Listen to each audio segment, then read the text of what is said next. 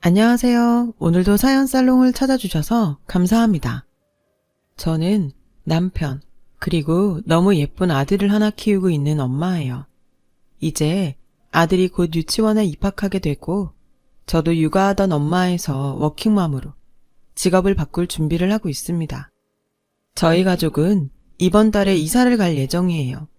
이사라는 게 사실 굉장히 긴장되고 떨리는 일이기는 하지만 저희 가족, 특히 저와 남편은 더더욱 긴장됩니다. 도시로 나가는 게 얼마만인지 몰라요. 여태껏 저와 남편은 신혼살림부터 시작해서 섬마을에서 살았거든요. 이번에 이사 나간다고 섬마을의 어르신들이 선물도 많이 챙겨주시고 용돈도 많이 받았어요. 아무래도 섬마을이다 보니 가장 젊은 사람이 40대이실 정도로 연령대가 높습니다. 칠순 훌쩍 넘으신 분들도 계시고요. 그분들이 저희 부부와 아들을 정말로 이뻐해 주셨어요. 특히나 아들만 보시면 이게 얼마 만에 보는 어린애냐, 그놈 참 똘똘하게도 생겼네 하시면서 이뻐해 주시고 아들이랑 같이 나가면 꼭 돈 몇 푼을 들고 돌아오곤 했죠. 몇 번을 사양해도 혼까지 내시면서 돈을 쥐어주시더라고요.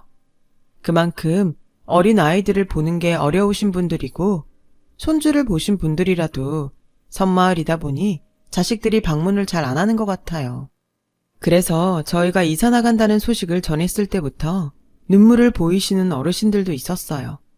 저희도 정들었던 어르신들을 두고 나가려니 마음이 짠해지더라고요. 그래도 그래, 젊은 사람들이 도시 나가서 살아야지. 애도 있는데 여기서 애 키우기 힘들어 하시면서 응원을 많이 해주셨습니다. 저희가 이 섬마을과 영원히 인연이 끊어지는 건 아니에요. 1년에 몇 번은 꼭 올 거거든요. 무엇보다 이곳에는 저와 남편이 정말 사랑하는 분이 잠들어 계시기 때문이에요. 바로 남편의 어머니이시자 제 시어머니시죠. 어머님은 돌아가시기 전에 참 많이 아프셨어요. 투병하시는 동안 제가 간호를 해드렸었죠. 신혼 시절이었는데 그때 주위에서 욕도 참 많이 먹었었어요. 바보 같다고요. 자기 같았으면 아픈 시어머니 간병하게 하는 남편하고는 결혼 안 했을 거라고요. 그런데 저는 전혀 원망하지 않았어요. 몇 가지 이유가 있긴 한데 가장 큰 이유는 남편을 사랑했고 믿었기 때문이었습니다. 남편은 제가 본 사람 중 가장 바르고 성실한 사람이거든요. 그리고 무엇보다 어머님이 돌아가시고 나서 분에 넘치게 받은 게 많아서 지금 생각하면 그때 더 잘해드릴 걸 하는 생각을 하고는 해요. 남편은 대학에서 만났어요. 같은 과는 아니었는데 동기의 손에 떠밀리듯이 나간 단체 소개팅 자리에서 만났죠. 소개팅 생각은 하나도 안 했어서 한없이 어색하기만 한 자리에 남편이 있었고 남편 얼굴에 떡하니 나는 이 자리가 불편하고 빨리 벗어나고 싶어 라고 쓰고 앉아 있었습니다.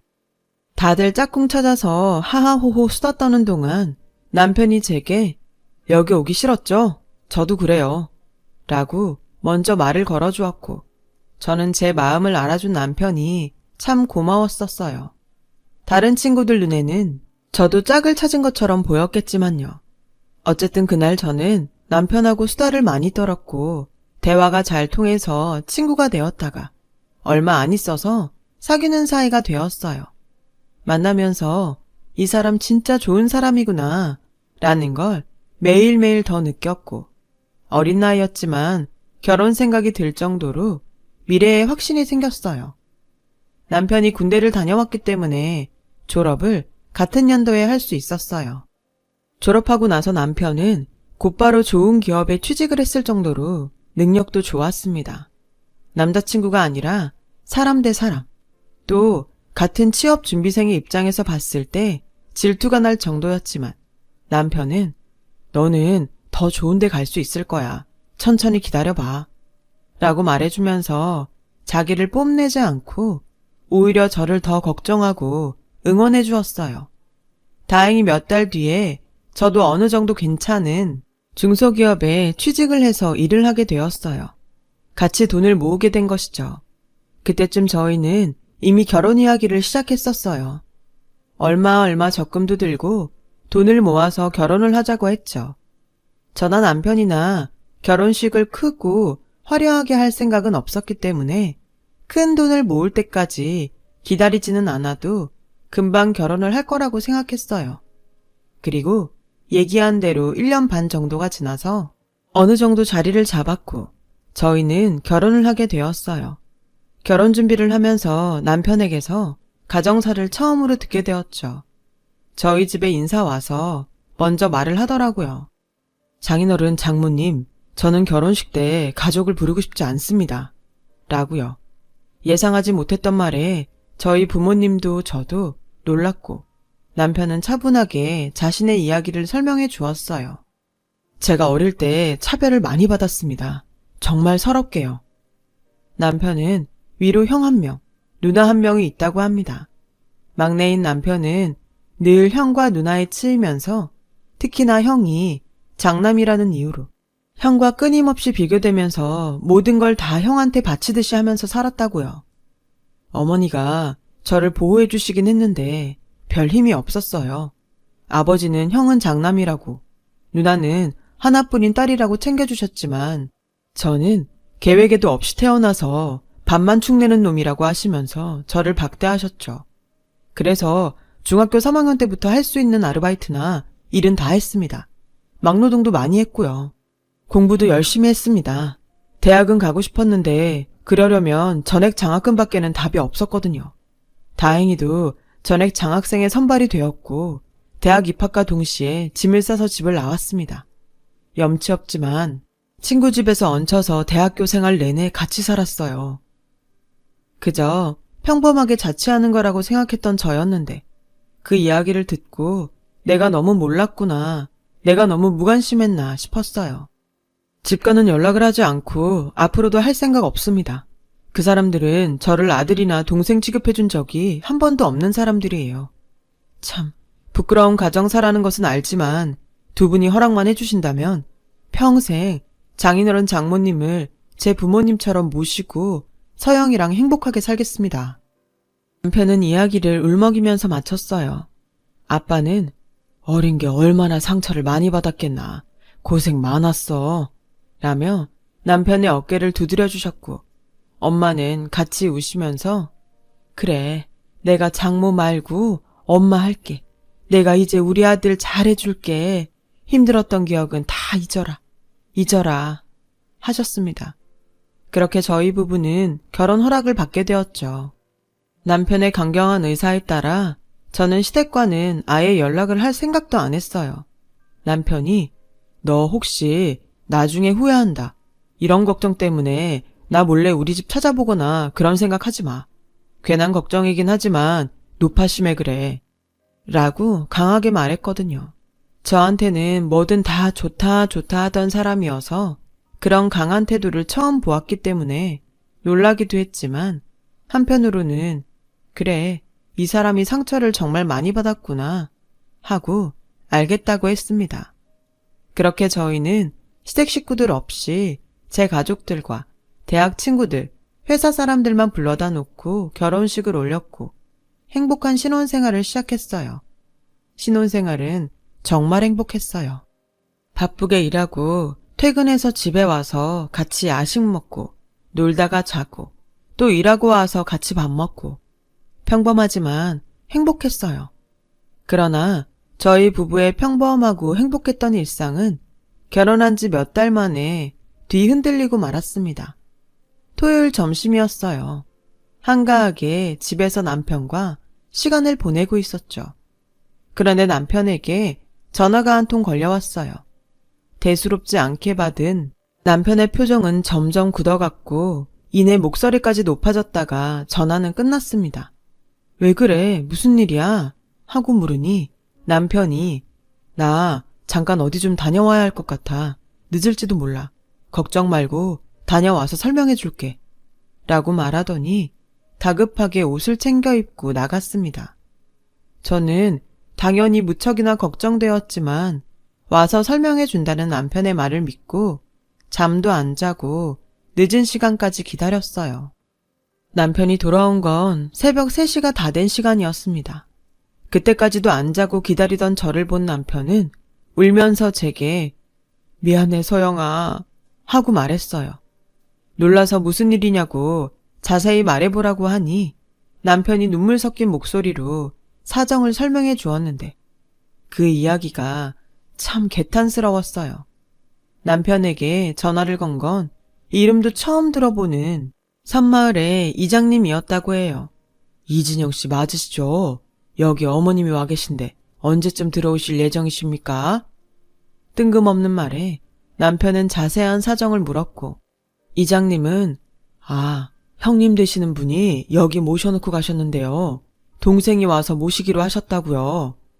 라고 하셨대요.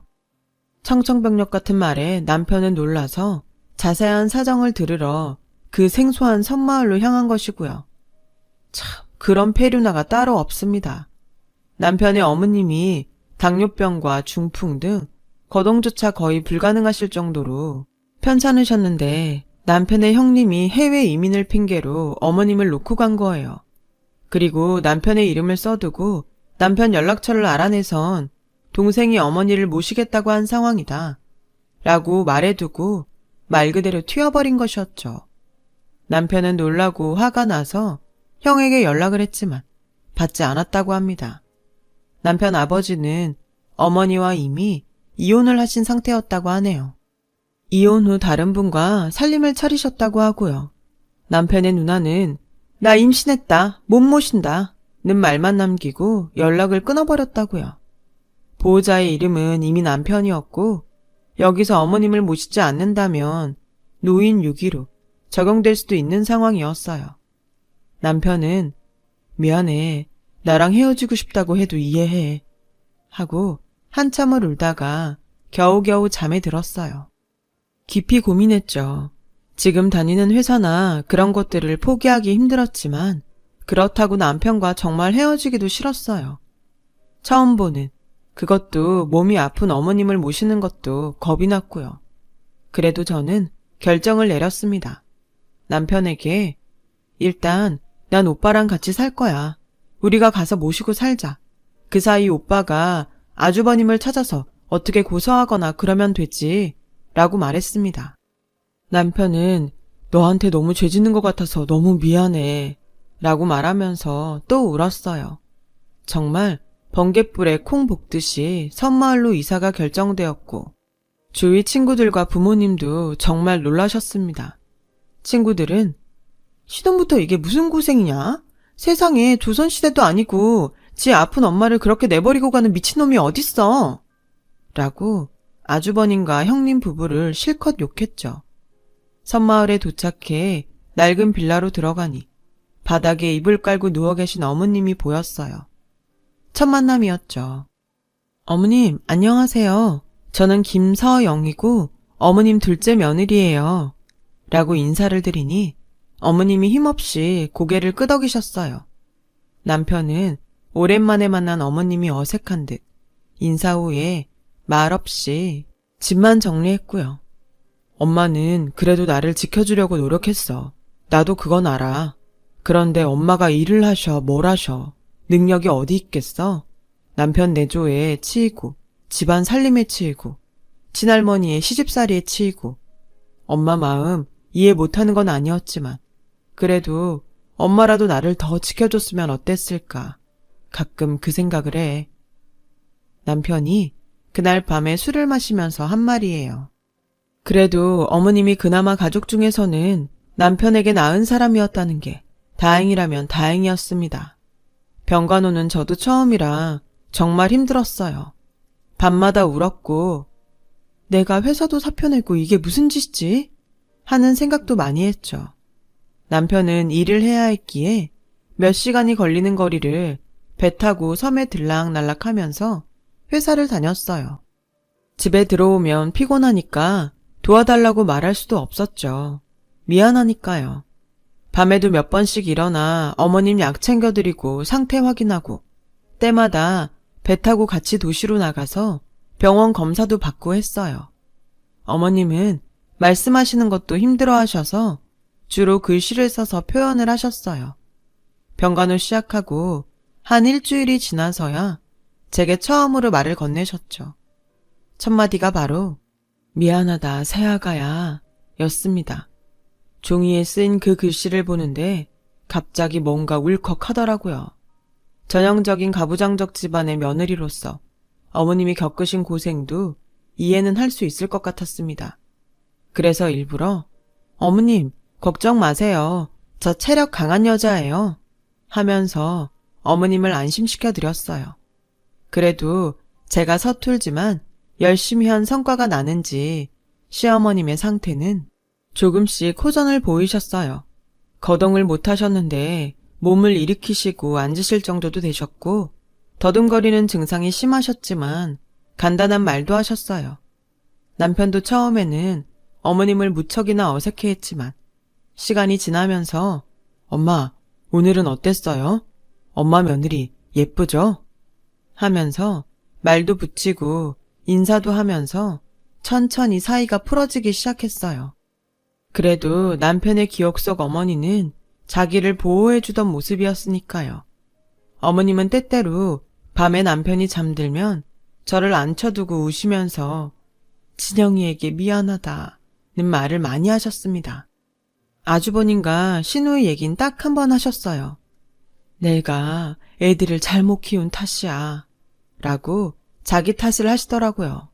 너무 화가 나서 어머니 그래도 그건 폐륜이죠 라고 하려다가 참았어요. 그래도 어머님한테는 자식들이니까요. 그렇게 저희는 힘든 적응기를 보내고 살았고 1년이 조금 넘자 나름대로 섬 생활에 적응도 했어요.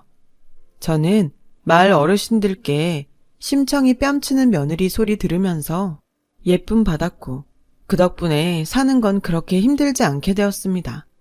정기적으로 도시로 나가서 휴식을 취할 수 있도록 마을 어른분들이 어머님을 돌봐주신 적도 있고요.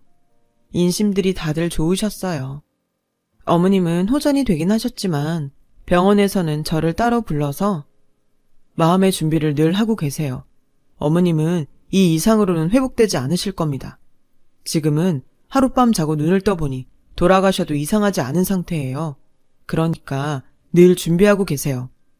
라고 말하더라고요. 남편에게도요. 좋지 않은 소식이었지만 늘 대비를 할 수 있어서 다행이었죠. 저희 부부가 섬생활을 한 지 1년 반이 되던 어느 날 어머님께서 갑자기 사라지셨어요. 장보러 간 사이에요. 혼비백산해서 정말 슬리퍼만 신고 섬 전체를 뛰어다녔어요. 남편에게도 연락했지만 오려면 몇 시간이 걸리니까 제가 뛰어다녀야 했죠. 이장님과 마을 어른분들도 저를 도와서 어머님을 찾아다니셨고요.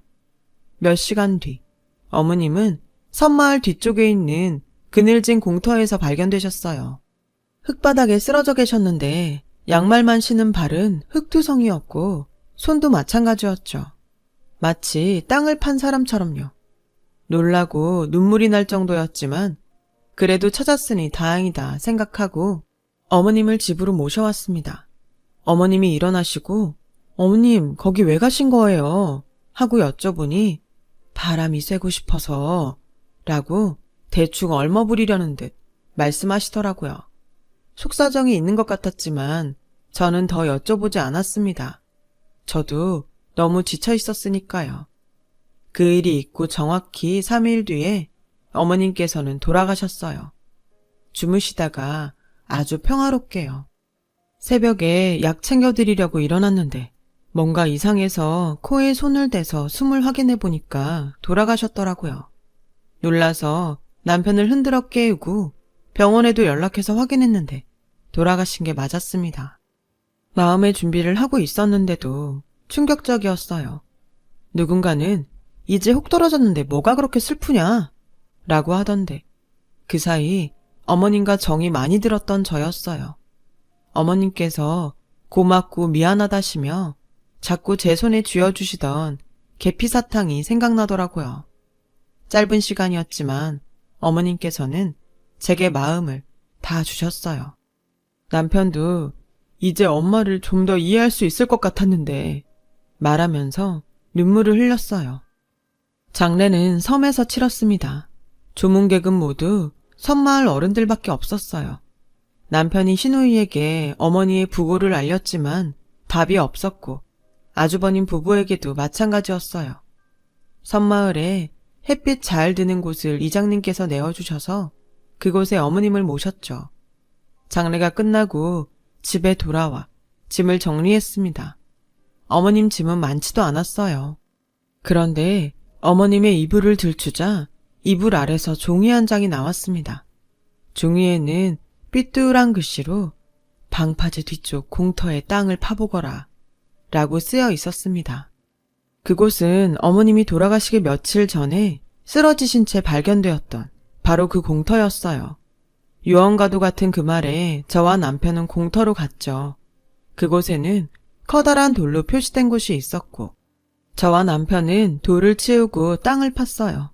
깊이 파지도 않았는데 안에서는 흰 봉투가 나오더군요. 기력이 쇠하셔서 깊이 팔 기운도 없으셨겠지요. 그 봉투에는 어머님의 편지가 들어있었고요. 진영아, 서영아, 못난 엄마가 미안하다.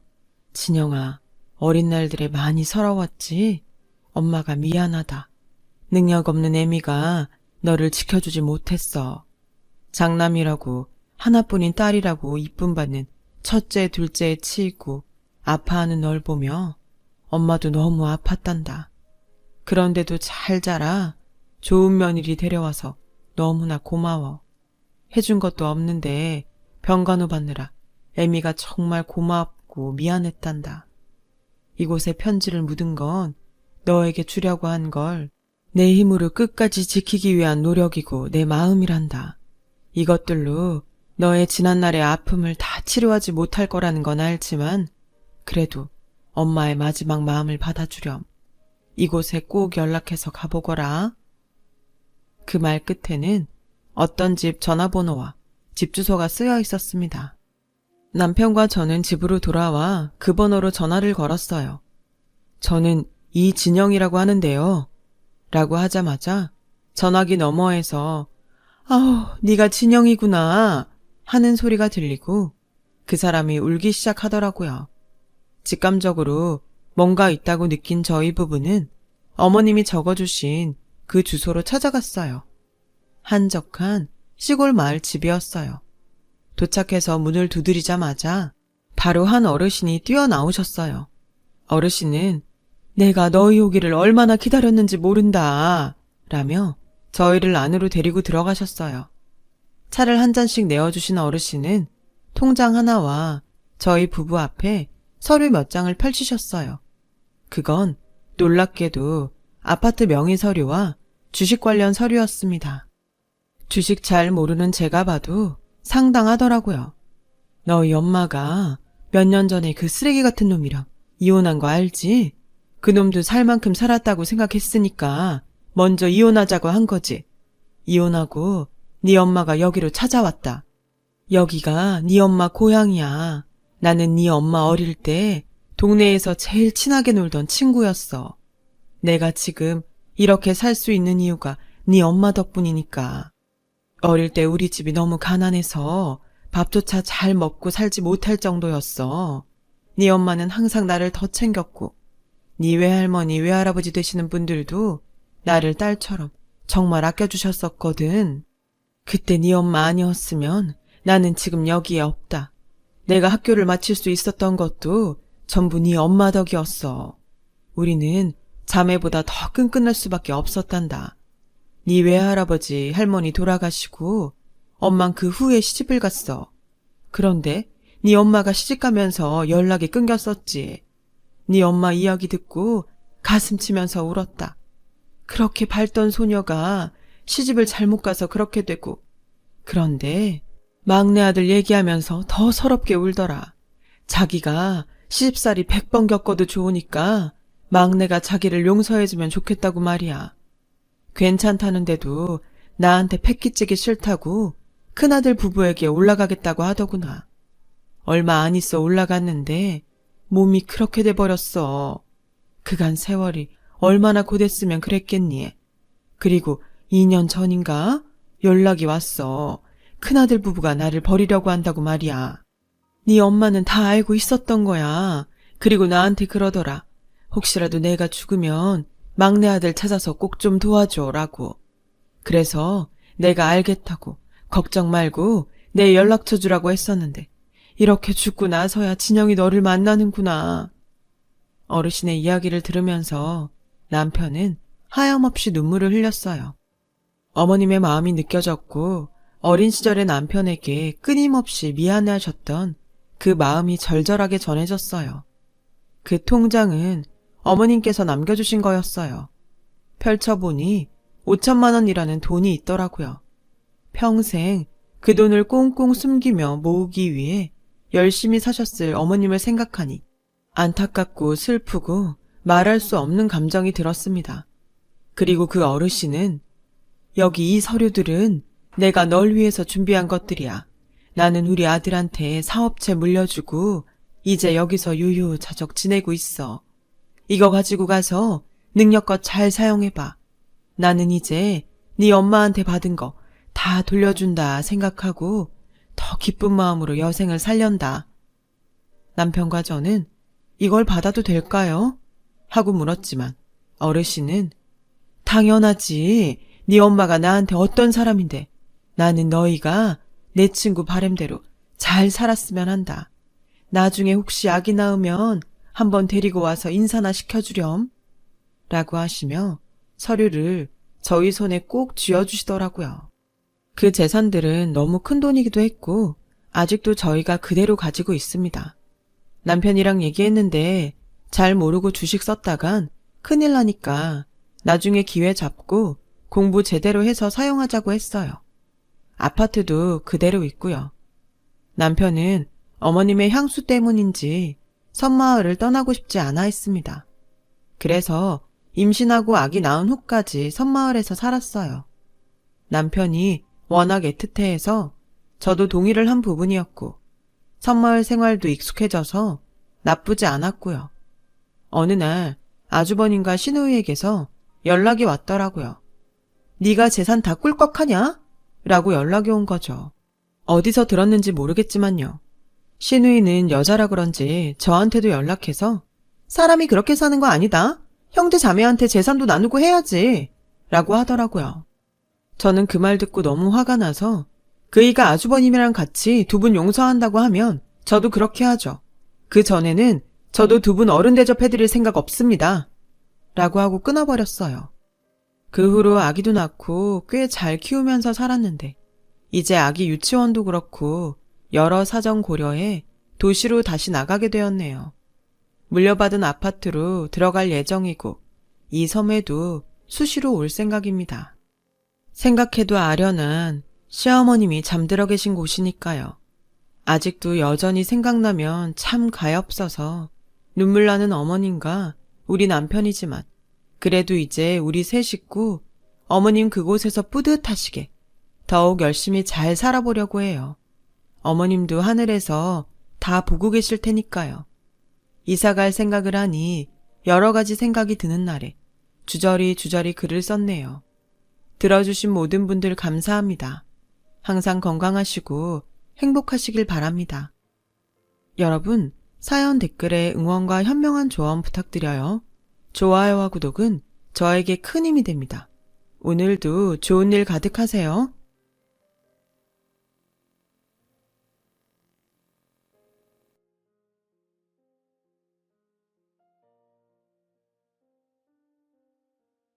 안녕하세요. 오늘도 사연살롱을 찾아주셔서 감사합니다. 사연을 보내는 저는 맏며느리예요.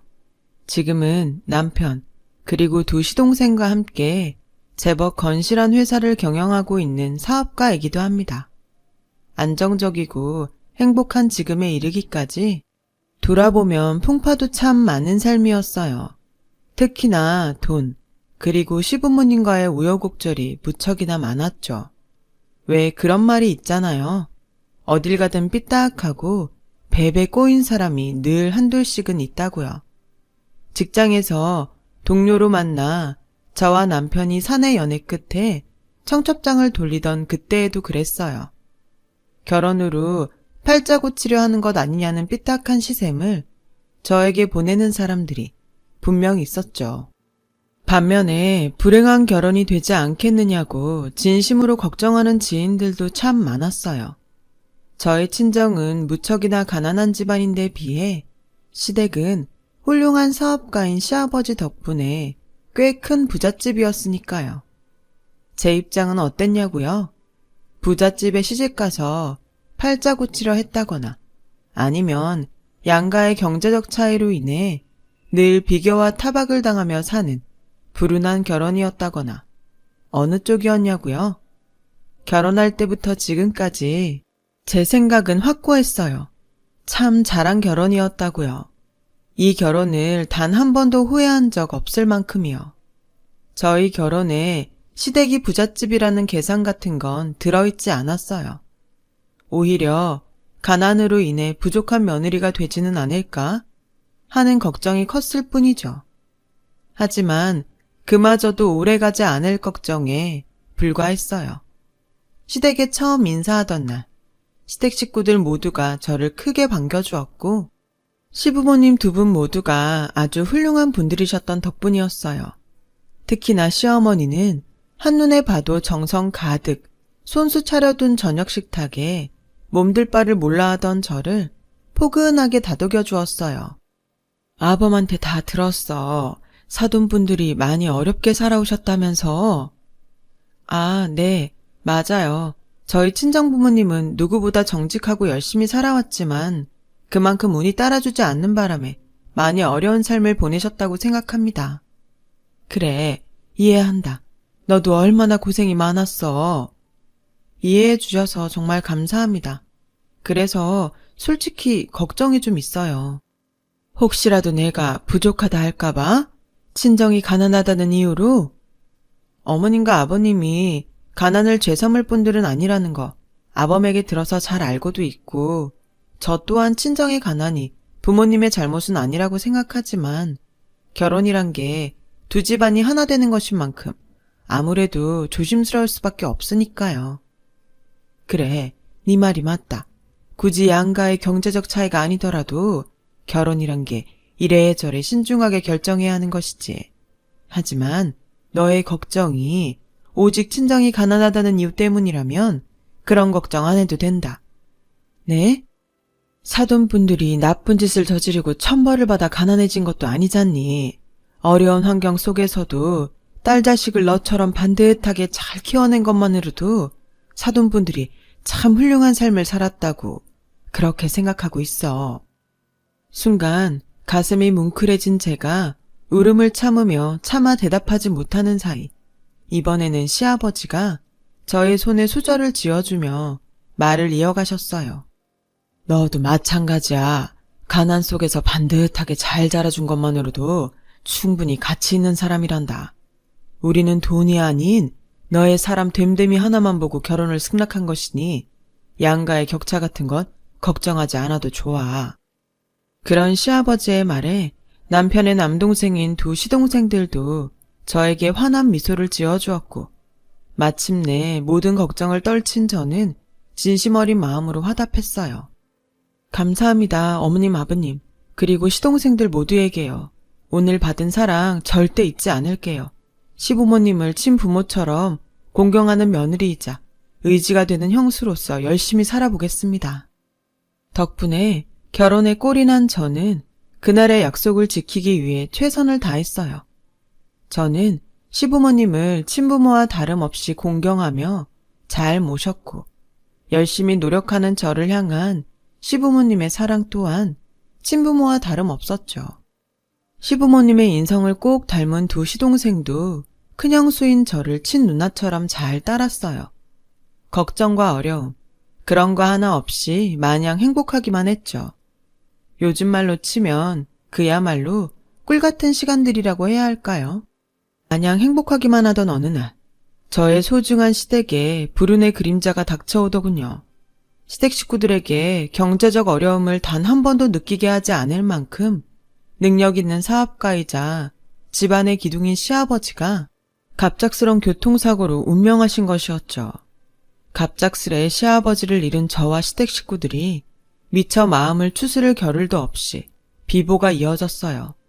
하필이면 경제 위기가 닥쳐온 탓에 시어머니가 물려받기로 되어 있던 시아버지의 회사가 부도 처리되어 버렸거든요. 그 바람에 시댁에 빨간 차압딱지가 나붙고야 말았고 결국 시댁 식구들은 집단으로 우울증에 빠지고야 말았어요. 저는 그런 시댁 식구들의 심정을 충분히 이해할 수 있었죠. 가난의 서름은 누구보다 뼈저리게 알고 있는 데다가 돌아가신 시아버지의 빈자리는 저에게도 한없는 아픔이었으니까요. 하지만 저는 절대 주저앉을 수 없었어요. 가족들 중 가난의 내성을 가지고 있는 유일한 사람이 바로 저였고 더욱이 시아버님으로부터 받았던 하와와 같은 사랑을 또렷하게 기억하고 있었거든요. 그 사랑 덕분에 결혼에 꼴이 나면서 제 입으로 했던 약속을 지키기로 했거든요. 시부모님을 친부모처럼 공경하는 며느리이자 시동생들에게는 의지가 되는 큰 형수가 되겠다는 약속 말이에요. 결심을 굳힌 저는 곧장 시아버지의 빈자리를 채우기 위해 집안의 기둥 역할을 자처했죠. 많이 힘들죠. 알아요. 저도 다 이해합니다. 저에게도 시아버님은 세상의 기둥이었고 가난의 서름은 누구보다 제가 잘 알고 있으니까요. 미안한데 세아가 우리 나중에 다시 얘기하면 안 될까? 우리가 지금 마음이 좋지 않다. 그래서 네가 무슨 얘기를 해도 귀에 잘 안 들어올 것 같아. 아니요. 아프고 힘들수록 더 제 얘기를 들어주셔야 해요. 어머님도 도련님들도 다 같이요. 아버님 일은 너무 슬프지만 그래도 제가 있잖아요. 가난을 겪어본 제가 어머님이랑 도련님들 옆에 꿋꿋하게 버티고 있잖아요. 집안 살림이야 제가 어떻게든 꾸려나갈 테니 저 믿고 우리 한번 다시 힘내서 살아봐요. 하늘에 계신 아버님이 하늘에서나마 마음 편하게 쉴 수 있도록요. 가족의 아픔은 가족이 함께 이겨나가야 하는 법이고 저도 엄연히 이 집안 가족이잖아요. 어머님 아버님이 사랑으로 품어주신 맏며느리, 도련님들이 친누나처럼 아껴주는 형수. 그날 시댁 식구들은 저를 부둥켜 안으며 펑펑 울었어요. 그 눈물과 함께 삶의 의지를 다졌죠. 가족을 위기로 몰아넣은 그림자로부터 벗어나 다시 행복한 삶을 되찾자는 다짐을 했어요. 하늘이 무너져도 솟아날 구멍이 있다고 했던가요? 시댁 식구들은 우울증으로부터 벗어나 일상을 빠르게 회복하기 시작했어요. 맏며느리로서 중심이 되어야 한다고 생각했고 한몫 단단히 거들었죠. 가난한 친정 출신인 저는 가난으로부터 배운 살림 솜씨를 알뜰살뜰 발휘해 시댁 가게를 복구해 나아갔어요. 예전처럼 부자는 아닐지언정 먹고 살 걱정은 없을 만큼 빠르게 복구시키는 데 성공했죠. 한동안 긴축재정 시기를 보낸 덕분에 사업이 부도나면서 생겼던 시댁에 조금 남은 빚까지 모두 갚아내는 데도 성공했어요. 마침내 모든 빚도 청산하던 날, 다시 되찾은 행복을 마주한 저와 시댁 식구들의 우애는 더욱 깊어졌죠. 전보다 훨씬 행복한 시간이 찾아왔어요. 그런데 하늘도 참 무심하시지. 여보, 며느리 입에서 이런 말 나오면 안 되는 거 아는데 있잖아. 당신도 느꼈어? 확실히 느꼈어. 어머님이 나를 몰라보더라고. 단순한 노화나 건망증 같지가 않았어. 어머님이 나를 몰라볼 수가 없으니까. 어제 아침에는 한복 어딨냐고 찾더라. 한복? 우리 부모님 전통혼례로 결혼식 하셨잖아. 아무래도 결혼식 당일로 착각한 것 같아. 엄마는 엄마를 무슨 20살 신부로 생각하는 모양이고. 아니겠지? 나도 아니었으면 좋겠는데 동생들도 그러더라. 도련님들이 왜? 아무래도 엄마가 많이 이상하다고. 또 무슨 일이 있었길래? 집에 보내달라고 자꾸 투정 부린대. 동생들이 여기가 엄마네 집이라고 그러니까 엄마는 죽어도 여기는 내 집 아니라면서 하는 말이 어릴 적에 농사 짓고 살던 시골집 얘기를 했다더라고. 어머님 지금 어디 계셔? 응? 일단 병원부터 가봐야 할 거 아냐. 저와 남편은 곧장 대학병원 여러 곳을 다니며 시어머니의 진료를 보았고 모든 의사들의 진단은 똑같았어요. 치매 초기라더군요. 억장이 무너지더라고요. 하늘이 원망스럽더라고요. 시어머니처럼 훌륭한 사람이 세상 또 어딨다고 불의의 사고로 시아버지를 데려가 버리질 않나. 갑작스런 가난을 겪게 하지를 않나. 겉도 모자라서 이제는 치료법도 없는 치매라니. 할 수만 있다면 옥황상제의 멱살이라도 잡아 흔들고 싶은 심정이었죠. 하지만 시댁의 기둥을 도맡고 있던 저에게는 속상해야 할 겨를조차 주어지지 않았어요. 시어머니의 치매 진단으로 인해 또 한 번 흔들리는 시댁 식구들을 다잡아야만 했거든요. 그래서 저는 치매 초기에 발견했으니 그나마 다행이라며 시댁 식구들을 다독였고 남편과 두 시동생 또한 충격을 딛고 굳세게 일어섰죠. 오직 시어머니를 위해서요. 하지만 치매는 저와 시댁 식구들의 생각보다 훨씬 독한 병이더군요. 가족 모두가 사방으로 수소문해봤자 치료법 따위는 없었고 저와 시댁 식구들이 할 수 있는 것이라고는 시어머니를 최대한 지극정성으로 모시는 것밖에는 없었어요. 그러는 사이 시어머니의 치매는 빠르게 악화되어 2년여 사이에 말기로 접어들었고 끝없는 치매 뒷바라지에 시동생들은 자꾸만 지쳐가는 눈치였죠. 그러던 어느 날 아침 결국 사달이 나고야 말았어요. 여보, 일어나 빨리. 왜? 무슨 일 있어? 어머님이 집에 안 계셔. 아무리 찾아봐도 없어. 뭐? 동생들은 뭐래? 벌써 어머님 가실 만한 곳 찾으러 나갔지. 근데 아무데도 없대. 돌겠네 진짜. 하필이면 내가 어제 야근이어가지고 늦잠을 자는 바람에.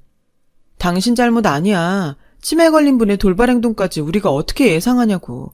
순번까지 정해가면서 밤새 시어머니 옆을 지켰는데도 벌어진 일이면 정말 어쩔 수 없는 사고인 거라고. 그러니까 내 말 똑바로 들어. 누구 한 사람의 잘못 절대 아니고 지금은 일단 어머님 찾는 게 우선이야. 저와 시댁 식구들이 순번을 정해 매일 밤새 시어머니의 곁을 지켰지만 치매가 심해진 시어머니는 결국 식구들의 지극정성인 보호에도 불구하고 간밤에 어디론가 사라져버렸어요. 실종이었죠. 저와 식구들이 아무리 찾아다니고 동네 CCTV를 다 뒤져봤자 시어머니를 찾기는커녕 행적조차 알아낼 수 없었어요. 하루에 몇 차례씩 경찰서를 들락거려 봤자 실종된 시어머니를 찾을 방법이 현재로서는 요원하다는 경찰의 대답만 반복될 뿐이었어요. 가뜩이나 시어머니를 찾아다니며 애가 닳고 닳아버린 탓에 심신이 무너져 있던 시동생들은 매번 똑같은 경찰의 답변을 들으며 좌절하고야 말았죠. 그렇게 몇 달. 이제 남은 희망이라고는 기적이라고밖에 부를 수 없는 단 2가지밖에 없었어요. 경찰이든 누구든 아주 우연히 시어머니와 마주치거나 아니면 시어머니가 스스로 돌아오거나요. 치매 말기를 겪고 있는 시어머니가 집 주소를 기억하고 있는지도 불명확한 상황이었기에 그야말로 기적과도 같은 기대에 불과할 뿐이었죠. 저는 양해를 구하고는 직장에 휴직계를 냈어요. 시어머니를 찾아다니기 위해서였죠. 그러나 휴직 기간이 다 끝나도록 시어머니의 작은 소식 하나조차 접하지 못한 채로 경황 없는 시간만 안타깝게 흘러갈 뿐이었어요. 결국 휴직 기간이 끝나버린 저는 어쩔 수 없이 회사로 돌아갈 수밖에 없었지만 복직한 뒤에도 저의 신경은 온통 시어머니 찾기에 쏠려 있었어요. 평일에는 퇴근하고 밤새, 주말은 완전 통으로 대한민국 팔도를 시어머니를 찾아 헤맸죠. 그렇게 제가 시어머니를 찾아다닌 시간이 무려 그만해요 형수. 우리가 형수 보기 미안해서라도 이제는 안 되겠어요. 전 괜찮아요. 어머님한테 받은 사랑이 얼만데 이 정도는 약과죠. 엄마 실종신고 들어간 지가 벌써 5년이에요. 5년이면 실종신고를 사망신고로 바꿀 수도 있을 만큼 긴 시간이라고요. 도련님까지 그런 말 하지 마세요 제발. 안 그래도 경찰에서도 그렇고 주변 사람들도 그렇고 이쯤 되면 시어머니 사망신고 해야 하지 않느냐는 말 때문에 하루하루가 속상해. 아무리 손아래 시동생이라지만 자식 입장에서 이런 말 하는 거 쉽지 않죠. 근데 그래도 산 사람은 살아야 하지 않겠어요. 언제까지 죽은 엄마 때문에 산 형수가 피폐하게 살 수는 없는 일이잖아요. 지금 나 걱정해주는 거 맞죠? 당연하죠. 형수가 어떤 형수인데, 친누나보다 더 소중한 사람인데. 그럼 됐어요. 나는요, 시어머니가 어디서든 살아있을 거란 희망 하나면 충분해요. 그러니까 내 걱정 말고 도련님들 마음부터 추스르세요.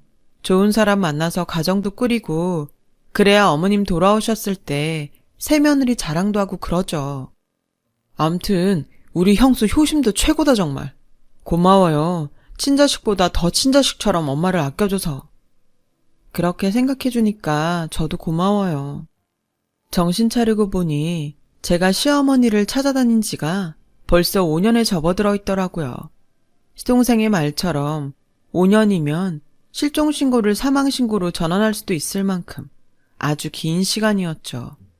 정상적인 사람의 실종도 그럴 텐데 치매에 걸린 시어머니가 5년간 멀쩡히 생존해 있으리라는 보장은 더더욱 없고요. 그래서였을까요? 주변에서도 심지어 경찰조차도 시어머니를 죽은 사람 취급하기 시작했어요. 시어머니는 어려울 것 같으니 사망신고를 한 다음 산 자식만이라도 멀쩡히 살아야 하지 않겠냐는 속상한 조언만 반복할 뿐이었죠. 그러거나 말거나 시어머니를 찾겠다는 저의 다짐은 변하지 않았고 고맙게도 남편과 시동생 모두는 저의 편이 되어주었죠. 그러던 어느 날 시어머니의 사망신고를 한사코 거부하고 있던 저와 시댁 식구들에게 뜻밖의 소식이 전해졌어요. 시아버지가 살아계실 적 사둔 시골 땅이 제법 된다는 소식이었죠. 저희는 몰랐죠, 당연히. 부동산 관계자 말로는 시골 생활을 그리워했던 어머니를 위해 시아버지가 남몰래 준비한 선물이었고 두 시동생들 장가 보내놓고 나면 시어머니와 함께 시골로 내려가 귀농 라이프를 보내기 위해 마련한 땅이었다더군요. 문제는 시아버지가 헐값에 사두었던 그 시골 땅이 그 땅의 존재를 가족을 아무도 모르고 지내는 사이에 신도시 재개발 계약이 확정되었고 저와 시댁 식구들이 소식을 들었을 때는 이미 45억 남짓되는 규모의 금싸라기 땅으로 변해 있다는 것이었어요. 좋은 일 아니냐고요? 글쎄요. 제가 그 땅을 문제라고 말씀드린 이유는 45억 금싸라기 땅의 명의가 시어머니 앞으로 되어 있다는 거였어요. 그 땅을 상속받으려면 5년째 실종 상태인 시어머니를 사망신고로 전환해야 한다는 것. 그리고 가장 큰 문제는 바로 45억 금싸라기 토지의 소식을 가지고 시댁 식구들 앞에 나타난 부동산 관계자들이 알고 보니 전문 투기꾼들이라는 것이었죠. 그들의 속셈이야 뻔하죠. 시어머니를 사망신고한 다음에 땅을 상속받아 자신들에게 팔아라. 아니나 다를까 투기꾼들의 입에서 차마 용서할 수 없는 몹쓸 말이 튀어나오더군요. 치매 노인네 사망보험금 쪽으로 웃돈 얹어줄 테니까는 얼른 사망신고하고 후딱 우리한테 파쇼. 사망보험금이요? 사망신고요? 그게 사람 입에서 나올 말인가요? 이 아줌마 또 착한 척하네. 아닌 말로다가 돈이 45억이야 45억. 거기다가 웃돈까지 얹어서 팔아치우면 얼마나 큰 부자가 되는 거야. 어차피 받을 유산이면 제때 잘 챙겨 받으라고. 괜히 버스 떠난 다음에 후회하지 말고. 됐으니까 곱게 가죠. 당신들한테 놀아날 생각 없다고. 아줌마, 지금 제정신이야? 이렇게 좋은 기회 날린 다음에는 뭐 어쩌라고. 어쩌기는 어머님 찾아야지. 지금 나한테 제일 중요한 건 시어머니를 찾아야 한다는 거예요.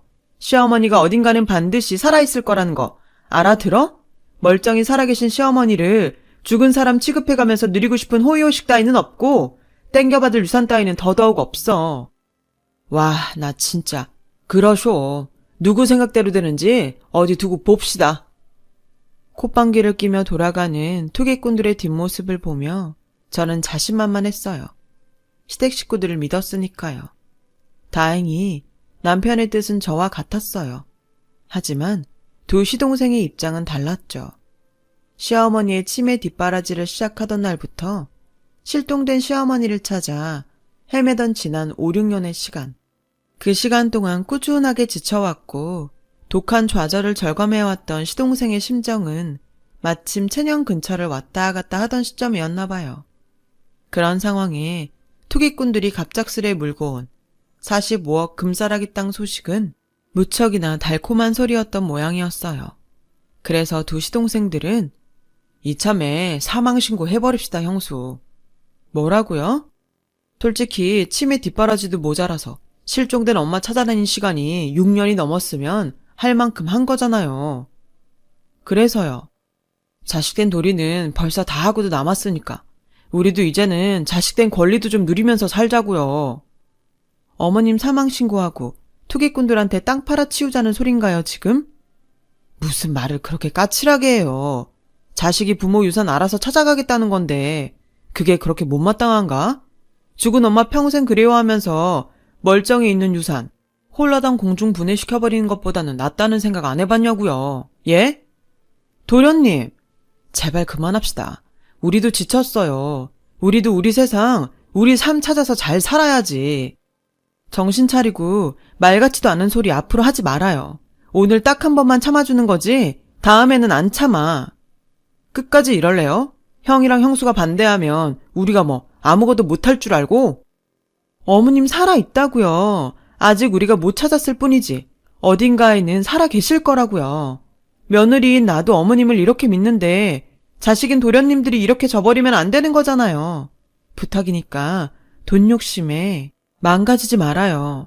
도련님들이 망가지고 형제끼리 의상하고 그러면 나중에 어머님 돌아왔을 때 우리 어머님 제대로 쳐다보지도 못할 테니까요. 면목 없고 죄스러워서라도.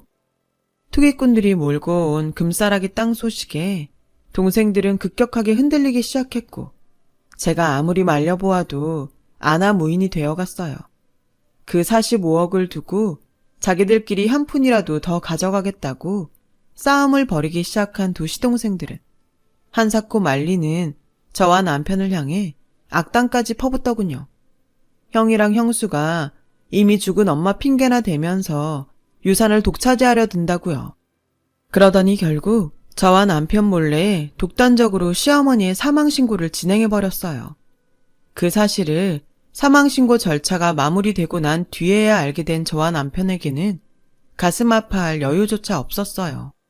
시동생들이 투기꾼들에게 아버님께서 어머님을 위해 준비해 두신 그 땅을 팔아치우기 전에 어떻게든 시어머니를 찾아서 토지 매각을 막아야만 했어요. 시동생들이 자식으로서 넘지 말아야 하는 마지막 선을 넘어버리지 않도록요. 그래서 저는 곧장 직장에 사표까지 내가며 모든 시간을 시어머니 찾는 일에 쏟았죠. 오직 시어머니가 반드시 살아있을 거라는 믿음 하나만 가지고요. 그럼에도 불구하고 시어머니의 종적은 여전히 묘연했습니다. 돈 욕심에 눈이 먼 시동생들이 땅을 팔기 위해 투기꾼과 접선하던 그날 45억 땅값에 시어머니의 사망보험금 쪼로 더 웃돈을 얹어 계약서에 인감도장을 찍으려는 때에 제가 서류 한 장을 들고 들어가 그 계약을 막았습니다. 갑작스런 저의 등장에 시동생들은 당황했고 투기꾼들이 저에게 거세게 맞섰죠. 이봐요 아줌마, 벌써 다 끝난 얘기잖아. 치매 노인네 사망신고도 끝났겠다. 상속자인 시동생들이 계약서에 도장 찍겠다는데 이제 와서 뒷북은 무슨. 얌전히 앉아서 박하사탕이나 하나 까먹으면서 구경이나 하쇼. 도장 금방 찍으니까는. 난 박하사탕 싫어하는데 그쪽들은 혹시 전통음식 좋아해요? 뭐? 여시나 까잡수라고. 이 아줌마가 미쳐가지고 한번 크게 혼나 봐야 정신을 차리지 아주. 크게 혼날 사람들은 당신들이지. 어머니 사망신고? 그거 취소됐거든. 제가 가지고 왔던 서류 한 장을 내밀자 서류를 확인한 시동생들과 투기꾼들의 얼굴이 사색이 되었어요. 제가 준비한 서류는 사망 처리된 시어머니의 부활신고서였어요. 부활신고서란 실종 후 5년이 지나 사망 처리된 대상의 사망신고를 취소한다는 서류예요. 즉, 시어머니는 더 이상 사망한 고인이 아닌 살아있는 사람이라는 것을 증명하는 서류인 셈이죠. 시어머니의 생존 사실을 마주한 시동생들과 투기꾼들이 멍하니 있는 사이 기세를 탄 저는 투기꾼들을 거세게 몰아붙였어요. 뭐? 땅을 사? 사망보험금조로 몇 억을 더 얹어줘? 우리 시어머님이 이렇게 버젓이 살아계시는데 당신들이 무슨 자격으로? 누가 그래? 아직 살아있다고. 내가 그래. 우리 남편이 그래. 그리고 정부가 보증해. 법적인 서류를 보고도 못 믿겠어? 그럼 경찰 불러줄게. 직접 확인해 보든가. 경찰 부르는 김에 당신네들이 불법 투기꾼이라는 사실도 겸사겸사 같이 상담해보고. 어때? 이대로 꺼질래? 아니면 한 몇 년 교도소에서 푹 썩어볼래? 그렇게 속삭인 투기꾼들은 걸음한 아살려라 주랭랑을 쳐버렸지만 시동생들은 상황을 이해하지 못한 모양이었어요. 그래서였는지 저에게 다짜고짜 한마디씩 따지더라고요. 와, 형이랑 형수 그렇게 안 봤는데 심하네 진짜. 끝까지 45억 혼자 다 해먹을 생각이에요? 죽은 엄마 살아있다고 서류 조작까지 해가면서. 됐어, 그만해 작은형. 서류 조작까지 해대는 사람한테 무슨 말을 더 하냐고. 부동산 업자들 얼른 쫓아가서 계약서 다시 쓰면 그만이지. 잠자코 듣고 있던 저는 투기꾼들을 쫓아나가려는 시동생들의 앞을 막아섰어요. 또 아무 말 없이 시동생들을 근처에 있는 종합병원을 향해 억지로 이끌었어요. 거의 끌려오다시피 종합병원에 도착한 시동생들은 남편의 보호를 받으며 건강검진을 받고 있는 어머님과 마주했죠. 눈물이 그렁그렁 맺힌 눈으로 그러더군요. 엄마 맞는데? 우리 엄마 맞는데 이게 어떻게 된 일이에요? 이래서 얘기했잖아요. 어머님 살아 계실 거라고. 끝까지 믿고 가보자고. 바로 전날 밤이었어요. 제가 눈물겹도록 기적과도 같은 전화 한 통을 받은 것은요. 시어머니가 지방의 어느 노숙자 쉼터에서 보호를 받고 있다는 전화였죠. 줄곧 비슷한 전화를 받고 달려갔지만 매번 다른 할머니를 마주하며 허탕만 쳐왔던 저와 남편이었지만 그럼에도 도저히 외면할 수 없는 소식이었고 한달음에 달려간 노숙자 쉼터에서 저와 남편은 그토록 찾아 헤맸던 시어머니와 마침내 재회했던 거예요. 시어머니가 가족 중 제일 의지해왔던 며느리인 저의 전화번호를 5년 만에 더듬더듬 떠올린 덕분이었어요. 저와 남편이 도착했을 때는 시어머니가 이미 치매 현상으로 돌아가버렸던 탓에 저와 남편도 몰라보는 상황이었지만 살아계신 것만으로도 감사할 따름이었죠. 그날 밤 시어머니와의 눈물의 상봉을 마친 저와 남편은 아침이 밝기 무섭게 동사무소로 내달렸어요. 그리고는 사망신고로 인해 말소가 되어 있던 시어머니의 주민등록을 부활시켰고요. 토지를 투기꾼들에게 아직 팔아치우기 전이기만을 간절하게 바라는 마음 하나로요. 토지 매각을 막아야만 엄마와 재회할 시동생들의 죄책감이 조금이라도 덜할 테니까요. 그런 사람들이거든요, 원래. 병원에서 건강검진을 받고 있던 시어머니와 재회한 시동생들은 참회의 눈물을 흘렸죠. 더욱이 치매 속에서도 오직 며느리인 저 하나만큼은 알아보는 시어머니의 모습에 시동생들은 또 한 번 참회의 눈물을 쏟았어요. 시어머니가 시동생들에게 저를 이렇게 소개했거든요. 예쁘죠? 세상에서 제일 소중한 내 딸이에요. 어려울 때마다 제일 든든하게 내 옆을 지켜주는 고마운 딸이에요. 그때 시동생들은 가족들 중 오직 저만을 심지어 딸이라고 알아보는 시어머니의 모습에 크게 뉘우쳤다고 해요. 형수마저 우리 엄마를 저렇게 아끼는데 친자식들은 돈 욕심에 눈이 멀어 몹쓸 짓을 할 뻔했구나. 앞으로 평생 잘하면서 살아야겠다. 우리 엄마에게도 친누나 같은 형수에게도. 저는 그런 깨달음을 털어놓는 시동생들을 다독였고요. 돈이 문제고 가난이 잘못이지 도련님들이 악인이어서 저지른 짓은 아니지 않을까요? 그게 부모 마음이니까요. 저도 다 이해하고요. 길고 길었던 소라는 깊은 참회와 반성과 사랑의 눈물로 마무리되었답니다. 이후 저와 시댁 식구들은 세상 이런 시댁이 또 있을까 싶을 만큼 전보다 훨씬 더 끈끈해졌어요. 효도 경쟁이라도 하듯이 치매 시어머니를 아주 극진하게 모시면서 지내고 있죠. 그러는 한편으로 시어머니 앞으로 되어 있던 그 토지를 더 좋은 시세에 합법적으로 매매해 시댁 공동명의로 새 사업을 시작했어요. 시댁 식구들 모두 공평한 지분으로 운영되는 사업이죠. 다행히 남편과 시동생 모두가 시아버지의 사업 수완을 물려받은 덕분에 탄탄대로를 달리는 중이에요. 그리고 그 땅은 아버님이 어머님을 위해 준비한 땅이었잖아요. 그래서 서울 근교에 땅을 사서 시어머니를 위한 공간으로 집을 지었답니다. 텃밭도 있고 꽃밭도 있고요. 그 집으로 이사 가던 날 어머님의 고운 웃음을 잊을 수가 없을 것 같습니다. 무엇보다 뿌듯한 건 아무도 더 이상 헛된 돈 욕심에 몹쓸 마음을 품지 않는다는 거예요. 제가 이 세상에 태어난 뒤로 제일 잘한 건 부모님 외에 남편과 시부모님, 그리고 시동생들과 새 가족이 된 거예요. 결혼 하나는 세상 남부럽지 않게 아주 잘했다고 생각합니다. 제 긴 이야기 들어주셔서 감사합니다. 들어주신 분들, 가족들과 사랑하며 행복한 시간 보내시길 바랍니다. 여러분, 사연 댓글에 응원과 현명한 조언 부탁드려요. 좋아요와 구독은 저에게 큰 힘이 됩니다. 오늘도 좋은 일 가득하세요.